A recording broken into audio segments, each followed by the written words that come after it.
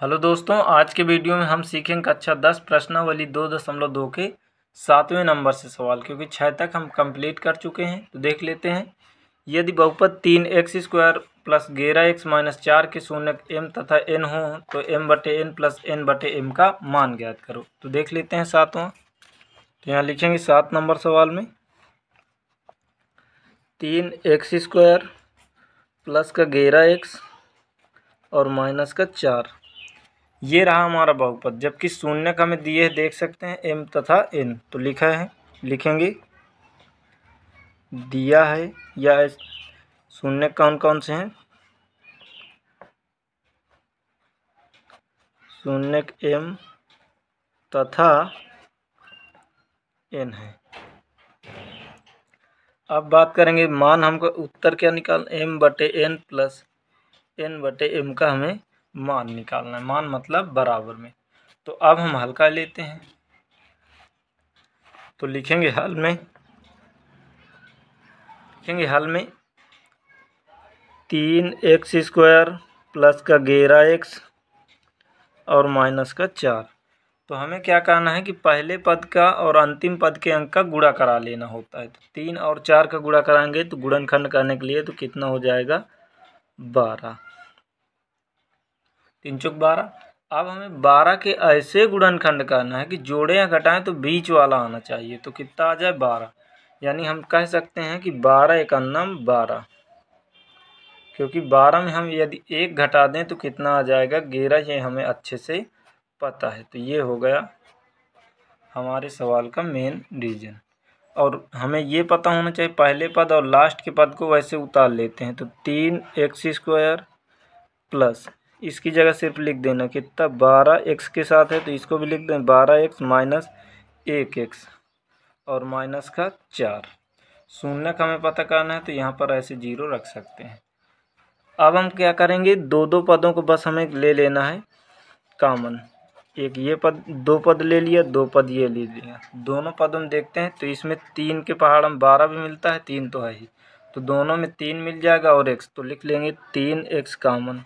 तो जब 3x ले लेंगे तो यहाँ 3 ले लिया, 1x लिए तो 1x बचा प्लस 3 चौक 12 और x तो आ ही गया है। अब अगर चेक करना हो सही है गलत तो गुणा करा ले। 3 वैसे ही x² प्लस 3 चौक 12 और x हो जाएगा। अब यहाँ पर देखेंगे तो दोनों में कुछ कॉमन ना दिखे तो एक किसी में भी होता है। तो यहाँ पर चिन्ह वही होता है, माइनस है और एक कॉमन कर लेंगे तो बचेगा क्या x प्लस 4 बराबर में 0। चेक करना हमारा सवाल सही है गलत तो गुणा करा लेते हैं। माइनस प्लस माइनस 1 का गुणा 1 से वही आ जाएगा, माइनस प्लस माइनस 4 एकन्नम 4। अब बस जब कभी भी दोनों कोष्टक सेम हो जाएं, देख सकते हैं ये भी कोष्टक सेम है, ये भी कोष्टक, दोनों कोष्टक सेम हो जाएं तो अर्थात हमारा सवाल बिल्कुल सही है। तो दोनों में एक बार उतार लेते हैं। तो 2x प्लस 4 को एक बार उतार लेंगे तो बचेगा क्या 3x माइनस 1। 3x माइनस 1 बराबर में 0 वैसे ही रख लेंगे। अब हमें क्या करना है, शून्यक निकाल लेने। इसके भी बराबर में 0 है, इसके भी बराबर में 0 है। तो लिखेंगे x प्लस 4 बराबर 0। तो x ये प्लस का उधर जाएगा, माइनस का 4 हो जाएगा। एक ये आ गया शून्यक। और दूसरा हम क्या कर लेते हैं, ये है 3x माइनस 1 बराबर 0। तो 3x ये माइनस का उधर जाएगा, प्लस का हो जाएगा। साथ में दिए है तो साथ में दिए है तो ये बटा में चला जाएगा, यानी गुणे में है तो चला जाएगा भाग में। 1/3 भाग, बटा का मतलब भाग होता है। ये हो गया। अब हमें अच्छे से पता है कि हमने शून्यकों का मान निकाल लिया। एक ये शून्य का है, एक ये। तो शून्य का हमको दिए था शुरू में ही m और n, यानी m का हम मान कह सकते हैं कि कितना आ गया माइनस का 4 और n का मान कह सकते हैं कितना आ गया 1/3। ये हुआ। अब हमें आसानी से m और n का मान हल रख के हल कर लेना। तो इधर रख के हल कर लेते हैं। तो इधर लिख लेते हैं, वही था m/n प्लस n/m। इसी का मान पता करना था हमें, तो बस रख लेते हैं। m की जगह कितना आया है माइनस का 4 बटा पूरे के। n का मान कितना आया है 1/3 प्लस n का मान कितना आया है 1/3। m का मान कितना आया है -4। बस ये हुआ हमारा सवाल। अब हमें क्या करना, अगर यहाँ पर कोई दिक्कत परेशानी हो तो हम ऐसे भी लिख सकते हैं, यह सीधे समझें कि ये सिर्फ अंश दिए है, इसका हर नहीं है, तो ऐसे करके हम 1 मान सकते हैं क्योंकि 1 होता है किसी के भी हर में, और इसको 1/3 लिख सकते हैं। तो ये हो गया अंश बटे हर, ऐसे बना सकते हैं। प्लस इसको भी 1/3 लिखा हुआ है, तो -4 ये है, नीचे 1 हम मान सकते हैं ताकि अंश बटे हर के रूप में हो जाए। अब हमें अच्छे से पता है कि जब अंश बटे हर के रूप में हो, फिर अंश बटे हर के रूप में, तो अंदर अंदर का गुणा करा लिया जाता है और बाहर बाहर का।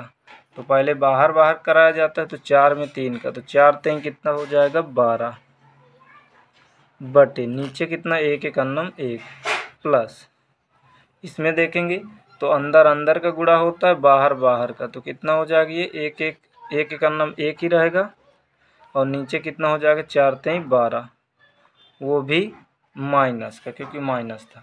अब हमें क्या कराना है, कैंची गुणा करा लें चाहे लासा ले लें। लासा का मतलब होता है हर बराबर होना चाहिए, तो करा लेते हैं चाहे कैंची गुणा। तो ये माइनस, कैंची गुणा का मतलब होता है आमने सामने गुणा, तो माइनस माइनस क्या हो जाएगा प्लस। 12 बराबर 144 होता है, यानी 12 × 12 हम कक्षा 8 में वर्ग पढ़े थे, और बीच में वो है प्लस चिन्ह, तो प्लस रख दिया। 1 1 1 और नीचे कितना हो जाएगा 12 1 12, तो माइनस का ही रहेगा। तो टोटल हमारा उत्तर कितना आ जाएगा 144 + 1 145, और बटे में आ जाएगा -12। तो ये रहा हमारा आंसर जो पूछे था। अब हम देख लेते हैं सवाल नंबर नेक्स्ट। तो देख लेते हैं 8 नंबर सवाल जो है बिल्कुल इजी है, वैसे ही सभी करना है जैसे हमने अभी तक पूरे किया है, तो इसे हम छोड़ देंगे क्योंकि बहुत इजी है। यदि फिर भी अगर डाउट रहे, अगर ना समझ में आए, तो फिर कमेंट में पूछ सकते हो, तो हल कर दिया जाएगा। अब हम देखेंगे 9 नंबर सवाल जो बहुत ही बेहतर है। अगर हमें 9 नंबर सवाल समझना हो तो देख सकते हैं विविध उदाहरण, ये पहला उदाहरण जो है यही है, बिल्कुल विविध का यानी जस्ट आगे यही बिल्कुल सेम सवाल लिखा है। तो देख लेते हैं हम 9वां नंबर सवाल। कह रहा है यदि बहुपद ax² - 5x + c के शून्यकों का योगफल और गुणनफल प्रत्येक 10 के बराबर है, तो a और c का मान ज्ञात करो। तो देख लेते हैं हम सवाल को। तो देखेंगे बहुपद लिखा हुआ है ax² - 5x + c। इनमें से कहा है कि शून्यकों का योगफल, तो शून्यक हमें पता है किसको मानते हैं हम, अल्फा बीटा को। तो शून्यकों का योगफल और गुणनफल प्रत्येक 10 के बराबर है, और गुणनफल, शून्यकों का योगफल और गुणनफल दोनों 10 के बराबर है, यानी योगफल भी 10 होगा बराबर में, गुणनफल भी 10 होगा। तो हमें कह रहा है a और c के मान बताओ, यानी a बराबर क्या आएगा और c बराबर क्या आएगा। तो हल कर लेते हैं, बहुत आसानी से बिल्कुल हो जाएगा। तो इसे हमें पता है, लिखेंगे शून्यकों का योगफल, सूत्र हमने पढ़ा था, तो लिखेंगे शून्यकों का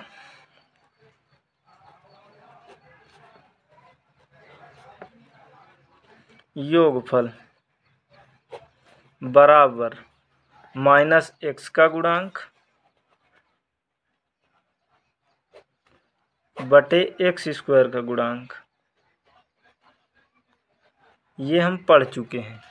तो लिखेंगे शून्यकों का योगफल कितना दिए है, यही है अल्फा प्लस बीटा, तो शून्यकों का योगफल बराबर में कितना दिए है 10, तो इसकी जगह हम लिख सकते हैं 10, या अल्फा प्लस बीटा लिखे। इसका मतलब इसकी जगह हम ये रख सकते हैं या इसकी जगह ये रख सकते हैं ज़रूरत के मुताबिक, बराबर माइनस, अब x का गुणांक, तो देखेंगे x के गुणे में क्या है -5, तो लिखेंगे -5, और बटे x² का गुणांक, गुणांक का मतलब होता है गुणे का अंक, तो क्या है a, ये ध्यान रखेंगे हम। तो यहाँ पर x² गुणांक a है। बस हो गया हमारा सवाल। तो 10 बराबर माइनस प्लस का 5 हो जाएगा बटे a। अब कैंची गुणा करा लेते हैं, तो ये हो जाएगा 10a बराबर 5, अब हम क्या करेंगे, ये साथ में दिए, ये हमें पता है बीच में यदि कोई चिन्ह ना दे, गुणा भाग, जोड़ घटाओ गुणा भाग, तो हमें गुणा मानना होता है। तो ये गुणे में है तो चला जाए किस में, भाग में। तो a बराबर 5/10, बटा का मतलब ये होता है भाग। एक अच्छा 8 तक ही ये चिन्ह चलता है और ये चिन्ह, ये हमें ध्यान रखना है, ये बटा का रूप ले लेता है 9 के बाद। तो इसको काट लेते हैं, 5 एकन्नम 5, 5 दूनी 10, यानी a बराबर हमारा आ गया 1/2। यही पूछा था कि a के बराबर में कितना आएगा, और एक पूछा था c के बराबर में कितना आएगा। तो इधर से हम निकाल लेते हैं शून्यकों का गुणनफल। ये डायरेक्ट समझे, शून्यकों का गुणनफल, यही गुणा बराबर अचर पद, याद होगा हमें, अचर पद बटे एक्स स्क्वायर का गुणांक।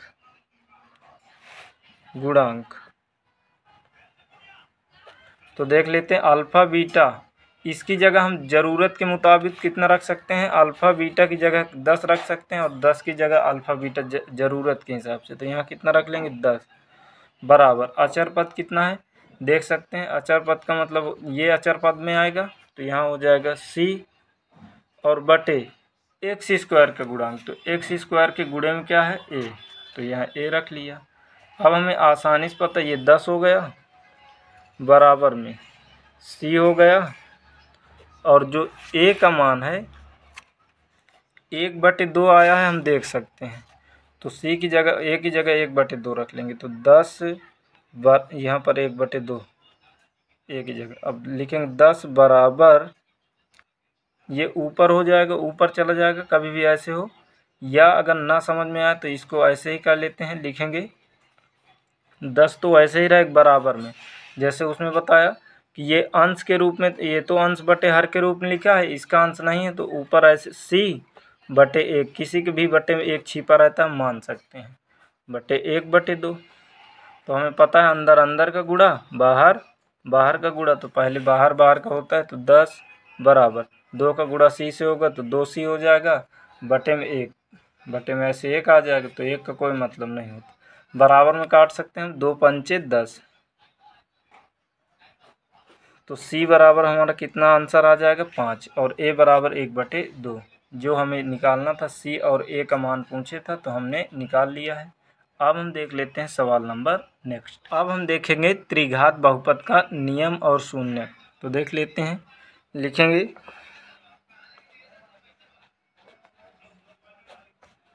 त्रिघात बहुपद, त्रिघात बहुपद, तो इसका क्या होता है, ax³ यानी घात 3 होनी चाहिए, plus bx² plus cx plus d। तो ये होता है त्रिघात बहुपद का फार्मूला। अब जितने घात होते उतने ही शून्यक होते, जैसे द्विघात था तो 2 शून्यक अल्फा बीटा होते थे, यहाँ पर घात 3 है तो 3 शून्यक रहेंगे, एक हो जाएगा अल्फ़ा, एक हो जाएगा बीटा और एक हो जाएगा गामा। ये हमें ध्यान रखना है, इसे अल्फ़ा बोलते हैं, इसे बीटा बोलते हैं, इसे गामा बोलते हैं। ये एक अच्छा गेराम भी हम सीखेंगे जाकर, तो हम देख लेते हैं इसको। तो उसी तरह बिल्कुल रहेगा शून्यकों का योगफल। तो लिखेंगे इस फार्मूला, शून्यकों का योगफल। तो शून्यकों का योगफल बराबर होता है, जैसे उसमें था -x का गुणांक बटे x² गुणांक, यानी दूसरा पद ले रहा था, तो इसमें क्या दूसरा पद है, -x² का गुणांक बटे, नीचे तो हमेशा पहले वाले का ही गुणांक लिया जाता है, ये ध्यान रखना, मतलब x³ का गुणांक। तो पहला फार्मूला हमारा हो गया। अब हमें क्या करना है, शून्यकों का लिख लेना है गुणनफल, शून्यकों का गुणनफल। तो शून्यकों का गुणनफल बराबर इसमें क्या होता है, जैसे उसमें होता था अचर पद बटे x³ का गुणांक, तो इसमें माइनस हो जाएगा, माइनस अचर पद बटे x³ का गुणांक। ये हो गया। अब इसमें देखेंगे तो एक क्या होता है alpha beta plus beta gamma plus gamma alpha का मान, ये मतलब अल्फ़ा बीटा गामा। तो दो जैसे अल्फ़ा बीटा गामा होते हैं तो अल्फ़ा बीटा को जोड़ा, फिर बीटा गामा को, फिर गामा अल्फ़ा को। तो इसका मान क्या हो जाता है, इसका होता है देख सकते हैं x का गुणांक बटे नीचे तो वही रहेगा x क्यूब का गुणांक। यानी बस हमें ऊपर वाले बस याद करना होता है। ऊपर वाला भी याद करना बहुत आसान है। कैसे याद कर सकते हैं हम, तो हमें अगर द्विघात समीकरण पता हो तो त्रिघात का अपने मन से हम याद कर सकते हैं। कैसे, जैसे उसमें कह रहा था शून्यकों का योगफल, तो हमें याद है दूसरे पद को ले रहा था, तो इसमें दूसरा पद ये है, तो उसी तरह इसमें माइनस एक्स स्क्वायर का गुणांक, नीचे तो वही होता ही है। शून्यकों का गुणनफल उसमें होता था अचर पद, तो इसमें अचर पद ये डी ही है, और बटे वही रहेगा, नीचे तो सब में पहला है पद तो वही है। उसी तरह इसमें भी देख लिया है, बस ये ध्यान रखना है माइनस है। अब हम सवाल को हल करते हैं। देख सकते हैं सवाल कह रहा है सत्यापित कीजिए कि निम्न त्रिघात बहुपदों के साथ दी गई संख्याएं उनकी शून्यक है, प्रत्येक स्थिति में शून्यकों और गुणांकों के बीच के संबंध की सत्यता की जांच भी करना है, यानी सत्यापित भी करना है। तो सबसे पहले हम बहुपद लिखते हैं, फिर शून्यक। देख सकते हैं 12वें का फर्स्ट नंबर सवाल, हमने कुछ सवालों को छोड़ा है जो उतने विशेष नहीं थे। विशेष का मतलब वो सवाल बिल्कुल सरल थे, गुणनखंड सिर्फ करा लेना। टफ यानी जो ठीक ठाक सवाल हैं उन्हीं को, बाकी तो आसानी से आ ही जाएंगे यदि पहले वीडियो पहले और दूसरे देख लिया। तो देखेंगे इसमें त्रिघात में कह रहा है 2x cube plus x square minus 5x minus plus का 2, ये हो गए त्रिघात शून्यक, मतलब त्रिघात बहुपद। अब इसमें शून्यक भी कितने होंगे, जितनी घात हो सबसे बड़ी उतने ही शून्यक, तो इसमें 3 शून्यक भी होंगे। तो मान सकते हैं इसमें हम पहला, इसमें दिए हुए जो सवाल में दिए पहला शून्यक 1/2 है, यानी अल्फ़ा बराबर बीटा बराबर हमारा दिए हुए है, बीटा बराबर 1 दिए है, और गामा बराबर माइनस का 2 दिए। तो बस हमें शून्यकों और गुणांकों के बीच सत्यता की जांच करा लेना है। तो देख लेते हैं पहले क्या कह रहा है, शून्यकों का योगफल। तो शून्यक हमारे पता है कौन कौन से होते हैं, अल्फ़ा बीटा गामा। तो लिखेंगे alpha plus beta plus gamma, इन तीनों को जोड़ लिया तो बराबर में क्या होना चाहिए, देख सकते हैं माइनस एक्स स्क्वायर का गुणांक। तो यहाँ पर यही बहुपद है तो इसी में खोजेंगे, तो माइनस पहले लिख लेंगे। एक्स स्क्वायर का गुणांक, तो गुणे में कोई अंक ना दिखे तो कभी भी एक होता है, क्योंकि हमें पता है एक किसी भी संख्या में छिपा रहता है। तो यहाँ एक हो जाएगा बटे एक्स क्यूब का गुणांक, तो एक्स क्यूब का गुणांक मतलब गुणा का अंक कितना है 2, तो यहाँ 2। अब हम अल्फ़ा बीटा गामा के मान रखा कर चेक करते हैं कि क्या माइनस 1/2 आएगा। तो अल्फ़ा का मान कितना दिए है 1/2 प्लस बीटा का मान 1 दिए है और गामा का मान दिए है माइनस का 2, ये हमें पता है। बराबर में अगर हमारा 1/2 आया तो सवाल बिल्कुल करेक्ट हो जाएगा। तो देख लेते हैं 1/2 प्लस 1, ये प्लस माइनस हो जाएगा, माइनस कोष्ठक हटाना हो तो 2 हो गया, बराबर में माइनस का 1/2 होना चाहिए। अब हमें ये पता है कि 1/2 का मतलब आधा होता है। अगर जानकारी है, मान लीजिए 10 में आ गए हैं तो हमें ये जानकारी होना चाहिए। तो ये 1 है और ये आधा, तो ये कितना हो जाएगा 1.5। अब 1.5 में हमें घटाना कितना है 2, यानी 2 में 1.5 घटाएंगे तो कितना बचेगा आधा। तो डायरेक्ट समझ सकते हैं, यानी ये बिल्कुल करेक्ट है। 1/2 बराबर माइनस का 1/2, ये दोनों आधा लिखा है। 1/2 का मतलब होता है आधा, यानी आधा बराबर आधा हुआ, यानी हमारा बिल्कुल करेक्ट है। तो देख लेते हैं हम शून्यकों का गुणनफल। तो शून्यकों का गुणनफल यही है, बराबर होता है माइनस का अचर पद बटे वैसे ही नीचे वाला तो वही रहेगा एक्स क्यूब का गुणांक। तो हम आसानी से अब देख लेते हैं। तो अल्फ़ा का मान अल्फ़ा बीटा गामा, तो पहले हमें वही फार्मूला पता होना चाहिए। तो अगर या मान लीजिए तो इधर लिख लेते हैं 2x cube plus x square minus 5x plus का 2, यही था हमें पता है। तो लिखेंगे अल्फ़ा का मान हमारे में कितना दिए था 1/2, देख सकते हैं अल्फ़ा का मान 1/2 दिए था, बीटा का मान 1। तो यहाँ लिखा हुआ है अल्फ़ा का मान कितना है 1/2, बीटा का मान कितना है 1 और गामा का मान कितना है -2।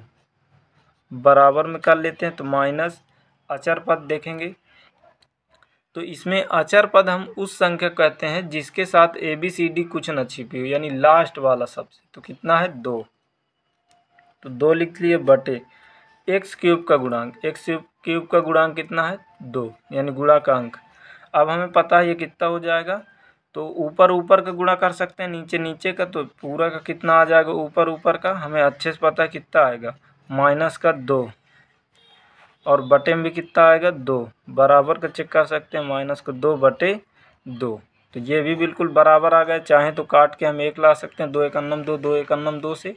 अब ऐसे ही हम उनका alpha beta plus beta gamma plus gamma alpha का भी कराते तो भी बिल्कुल बराबर निकल आ जाता। अब हम देख लेते हैं सवाल नंबर नेक्स्ट।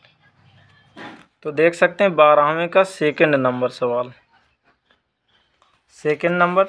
तो यहाँ पर कितना दिए है x³ -4x² प्लस 5x और -2, यही दिए हुए हैं। अब कामा लगाकर इसके शून्यक दिए, अल्फ़ा कितना है 2, बीटा कितना है 1, गामा कितना है 1, ये है। अब हमें बिल्कुल आसानी से क्या कर लेना है, शून्यकों का मतलब सत्यता की जांच करानी है यही, तो बिल्कुल कर लेते हैं। शून्यकों का योगफल alpha plus beta plus gamma बराबर क्या हो जाएगा -x² का गुणांक